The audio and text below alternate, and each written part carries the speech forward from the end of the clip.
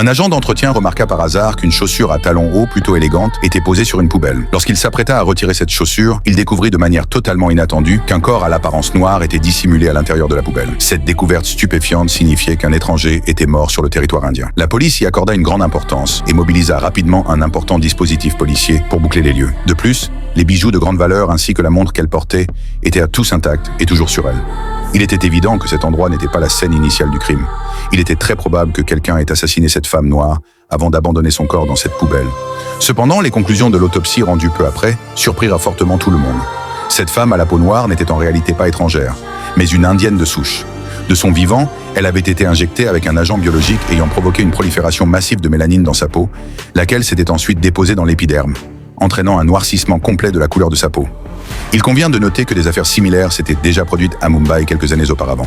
À l'époque, dans une université de Mumbai, une étudiante nommée Alami avait également été injectée avec ce composé mélanique. L'officier chargé de l'enquête sur cette affaire, alors qu'Amit menait l'enquête avec acharnement, il fut lui-même arrêté. Après avoir été assommé, les agresseurs lui injectèrent également ce produit biochimique à base de mélanine. Heureusement, d'autres policiers arrivèrent à temps. Les criminels n'avaient injecté qu'une faible quantité du produit dans le corps d'Amit, ce qui lui permit de survivre par chance. Cependant, une partie de son corps vit sa peau devenir entièrement noire. Pendant de nombreuses années, Amit poursuivit sans relâche l'enquête sur cette affaire. Mais le meurtrier semblait s'être volatilisé, sans laisser la moindre trace. Aujourd'hui, avec la réapparition d'une affaire du même type, le ministère de la Justice dépêcha immédiatement Amit à New Delhi afin d'assister la police locale dans l'enquête. Amit se rendit immédiatement sur les lieux où la poubelle contenant le corps avait été découverte. Après une inspection approfondie, il constata que bien que les rues avoisinantes soient toutes équipées de caméras de surveillance, l'emplacement précis de la poubelle se situait justement dans l'angle mort de plusieurs caméras. Il était fort probable qu'il s'agisse d'un habitant du quartier. De retour au commissariat, Amit commença à interroger un à un les proches et amis de la victime, Surecha. Il apprit par son petit ami, Rakas, que la veille du meurtre était précisément l'anniversaire de Surecha. Ce jour-là, Rakas avait soigneusement choisi un collier en or de nouveau modèle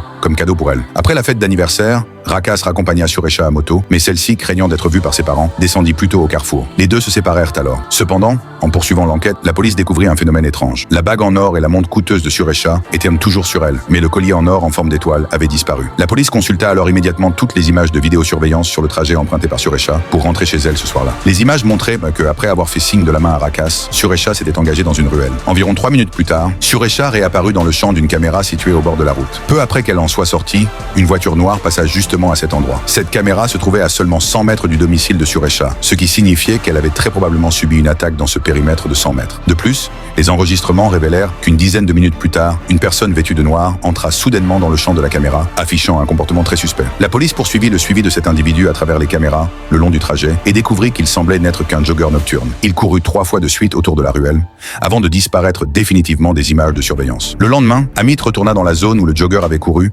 espérant y trouver des indices utiles. À un carrefour, il remarqua une berline noire stationnée sur le bord de la route. Il s'agissait précisément du véhicule apparu sur les images de la veille. Il descendit immédiatement pour l'examiner et découvrit, à sa grande surprise, un motif étrange dessiné sur la vitre arrière. Amit sortit aussitôt son téléphone pour comparer et constata avec stupeur que ce motif était exactement le même que celui du nouveau collier en or porté par Surecha. La police identifia rapidement le propriétaire du véhicule, un homme âgé de 70 ans. Celui-ci déclara ne pas savoir qui avait dessiné ce motif. Sa voiture était habituellement garée dans la rue et n'importe quel passant aurait pu la gribouiller. La police ne relâcha pas sa vigilance et procéda immédiatement à une inspection complète et minutieuse du véhicule. Finalement, une empreinte digitale fut découverte sur la portière. Après analyse technique, il fut établi que l'empreinte appartenait à un jeune homme de 23 ans nommé Shivam.